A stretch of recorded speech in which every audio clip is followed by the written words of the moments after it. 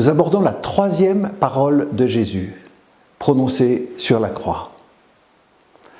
La plupart des disciples de Jésus se sont enfuis à l'heure du calvaire, sauf quelques-uns. En particulier, Marie, la mère de Jésus, et le disciple que Jésus aimait. Voici le récit qu'en fait saint Jean. Près de la croix de Jésus se tenait sa mère, la sœur de sa mère, Marie, femme de Cléophas, et Marie-Madeleine.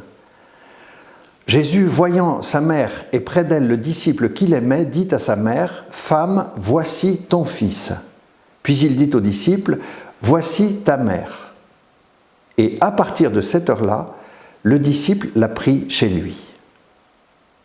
Je ne sais pas si vous avez remarqué, parmi les très proches disciples de Jésus, on connaît tous les prénoms sauf un. Et saint Jean le nomme le disciple que Jésus aimait. Or, il avait un prénom.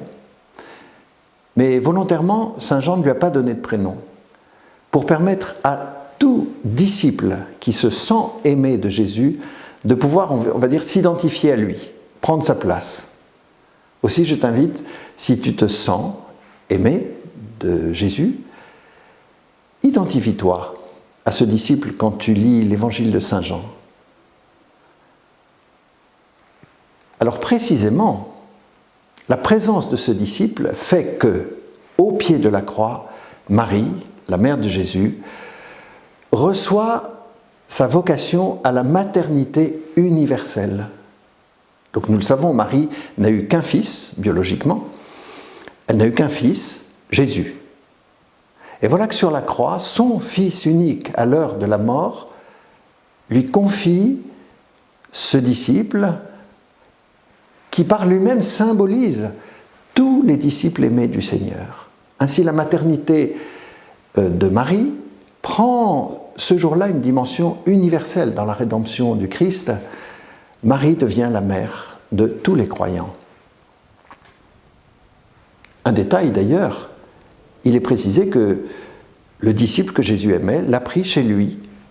Et de fait, la tradition rapporte que Marie est allée vivre à Éphèse après la Pentecôte.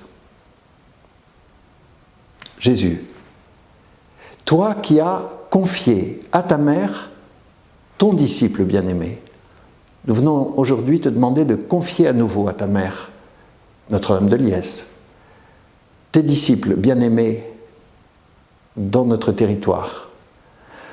En particulier les garçons et les jeunes hommes qui se posent la question de devenir prêtres. En particulier les jeunes filles qui sentent que l'amour de Jésus peut remplir une vie et qui se posent la question de la vie consacrée. Et puis aussi les hommes qui se posent la question de devenir diacres permanents dans un esprit de service. Amen.